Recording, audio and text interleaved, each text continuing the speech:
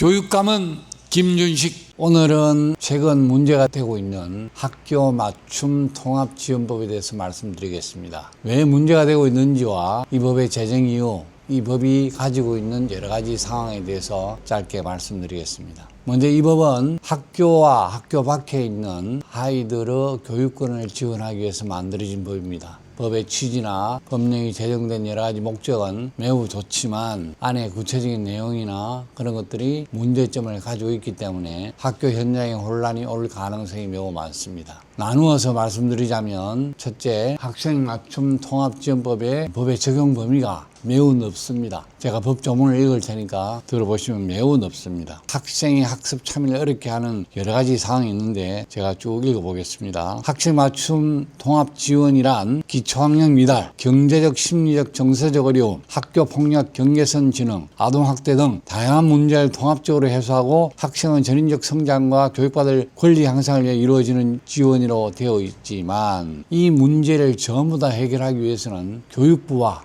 여러 부서가 협업을 해야 됩니다. 그런데 이 법에서는 그런 구체적 협업 사항이나 또는 어떤 경로나 그런 것을 전혀 밝혀놓고 있지 않습니다. 일단 대상 학생부터 보면 굉장히 다양한 학생들이 들어있습니다. 아까 이야기했다시피 학생의 학습, 복지, 건강, 진로, 상담 모든을 지원해야 됩니다. 그래서 이 문제가 현재 법으로 제정되어 있기 때문에 그 법에 따라 시행령과 각 도에 내려오는 교육감 규칙과 또 의회의 조례와 여러 가지 사항으로 만들어질 것인데, 그러한 사항이 제정이 되면 학교에서 좀 더 쉽게 그 문제를 처리할 수 있을 것이라고 생각하기 쉽지만, 오히려 그런 문제가 제정이 되면 될수록 학교 현장은 법의 문제 때문에 굉장히 혼란스러워질 것으로 생각합니다. 특히 현재 이 법이 대강을 큰 범위만 정해놓았기 때문에 그 범위에 따라서 정해진 시행세칙들은 매우 복잡할 것으로 추정이 되는데, 현재도 학교 교사들은 수업, 기타 업무로 굉장히 바쁘고, 동시에 이러한 업무를 가져오는 순간 이 업무의 해당 범위, 이 업무의 어떤 처리 범위,